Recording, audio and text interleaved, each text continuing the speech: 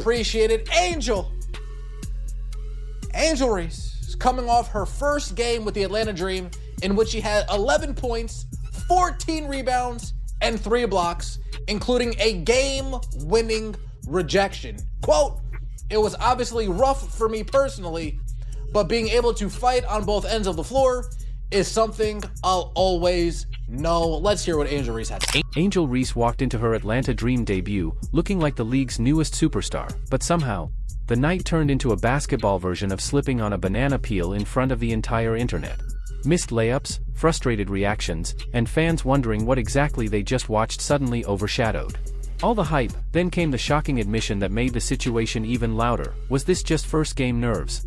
Or is there a bigger problem nobody wants to admit yet, and why are fans already panicking this early? Angel Reese leads Dream to huge victory over the Lynx. The WNBA media is at it again. And I got to tell you, I was like, oh, so I pulled up the box score for the Dream and Lynx game, and number one, let's just throw it out there, Nafisia Collier still got that ankle thing. She's not playing yet, all right? Just thought I'd bring up the fact that, you know, a top 5 player in the league is not playing for the Lynx right now and was not in this game. So, do I expect the Dream to be good? Well, they certainly got some length. The Atlanta Dream probably expected their season opener to become a celebration, new team, fresh expectations. Packed arena, cameras everywhere, and Angel Reese stepping onto the floor, carrying enough attention to power an entire sports network for a month. Horrible hoops. And I mean, and this is the fan base of this person is the ones that's the loudest coming for my player. We in 2 different brackets. It's not even close. But you know what? I'm not going to even single her out. The whole team, Atlanta, terrible team. Everybody want to talk like Atlanta just so this and that, which we ain't seen it yet. Look at they starter. 10. Anytime Angel is the best person on the team, y'all ain't good. Instead, the night slowly turned into another episode of basketball's strangest ongoing mystery. Because somehow one of the most dominant rebounders in women's basketball still cannot make fans feel comfortable when she is standing 2 feet away from the basket. That is the part nobody can stop talking about. Angel Reese and Kiki Iriefin. I'm going to be monitoring this situation quite closely this year.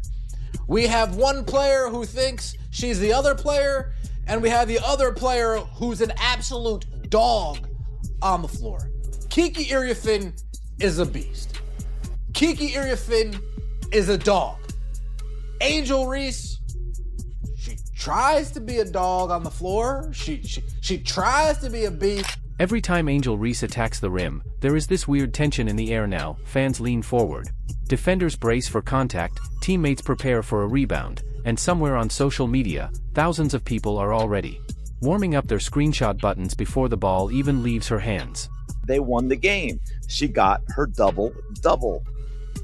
To me, anyone hyping that up, you're exposing the WNBA as being very, very bad. Okay, you're doing it no favors, because people who know basketball will look at an Angel Reese. And I'll use another example if you're thinking I'm hating on her. Alyssa Thomas, right? Didn't ESPN, I think in that silly ranking where they had Clark 10th? Although, I guess if she continues to play within the Stephanie White system, she may drop further. I'm questioning now whether she's going to be on the all-star team. It almost feels less like watching a layup attempt and more like watching a game show where nobody knows whether the prize is 2 easy points or another viral clip that spreads across the internet before halftime. And unfortunately for Angel Reese, her debut with the Atlanta Dream gave critics plenty of material to work with. Now, to be fair, the final stat line looked solid enough on paper. Reese finished the game with 11 points, 14 rebounds, and 3 blocks while helping Atlanta secure a comeback victory against the Minnesota Lynx. Most players would gladly take that kind of production in their first game with a new franchise, especially considering the pressure surrounding Reese every time she steps onto a basketball court. She also delivered a clutch defensive play late in the game with a huge block that helped seal the victory, which reminded everybody that her defensive instincts and effort level remain extremely valuable. But basketball fans were not talking about the block, they were not talking about the rebounds either. They were talking about the misses around the rim that once again overshadowed almost everything.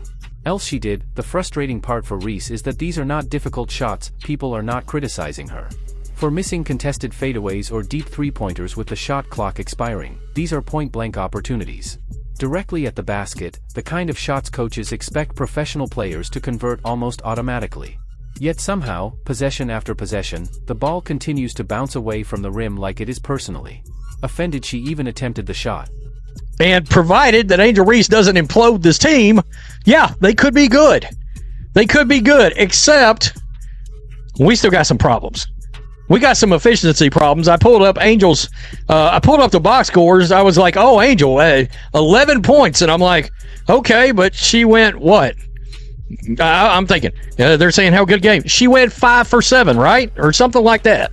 An efficient 11 points. Shit, wrong answer. And if you're a player on this team, you cannot be happy.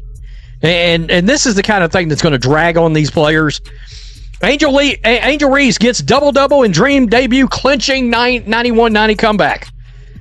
At one point during the game, Reese had a clean opportunity in transition with space to finish, and instead of an easy bucket, the play ended with another awkward miss that immediately sent social media into chaos. You could practically hear basketball fans across the internet screaming in unison before the replay even finished loading. The craziest part is that this has become predictable. Defenders know it, fans know it, commentators know it, even Angel Reese herself finally admitted it. After the game, Reese spoke to the media and surprisingly gave one of the most honest self-assessments people have heard from her in a long time. She openly admitted the game was rough for her personally while explaining that even when the shots are not falling, she still tries to contribute defensively and help her team in other ways, and honestly, that self-awareness might be the most important development of all, because if Angel Reese ever figures out how to consistently finish around the rim, the entire conversation surrounding her career changes immediately.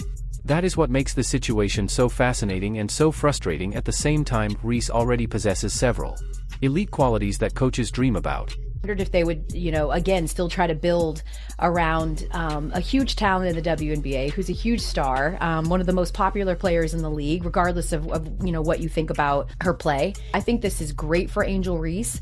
I think this is fantastic for Atlanta, for visibility.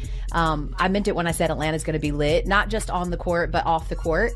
They do a great job at the Gateway Center of selling out tickets, but they're going to be able to move games to State Farm Arena where the Hawks play now because of the Angel Reese effect. Her motor is relentless, her rebounding instincts are phenomenal, and her energy impacts games in ways that statistics sometimes cannot fully capture. She crashes the glass with the intensity of somebody fighting for the last shopping cart during a Black Friday sale. Every loose ball feels personal to her, every rebound becomes a wrestling match.